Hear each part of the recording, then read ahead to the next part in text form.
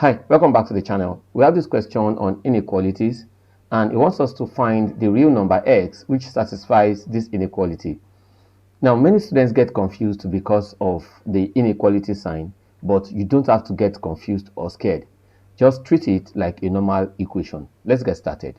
The question says I have 1 all over 3 into x plus 1 minus 1. Everything here is greater than 1 all over 5 into x plus 4. Now, there are one of two ways I can treat it, which will lead to the same thing. Either I look for a multiplier or I look for the LCM, like we'll say generally. Now, the multiplier I want to take is 15. I'll multiply both sides of the equation by 15. That is, I'll say 15 into 1 all over 3 into x plus 1 minus 1 will be greater than, I'll do the same thing at this other side, 15 into 1 all over 5 into x plus 4, bracket close. Now, so let's expand the bracket so that 15 now multiplies everything in this bracket. 15 now will be dividing by 3, that will be 5.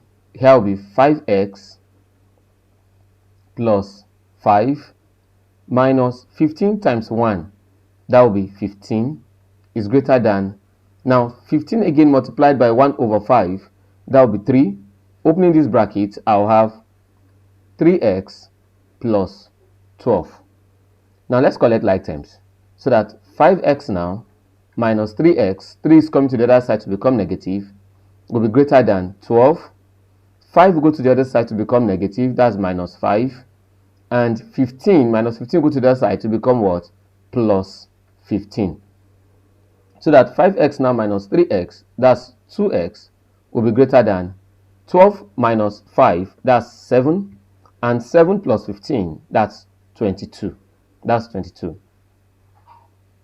So that invariably, we're saying that 2x is greater than 22. We can divide both sides by 2.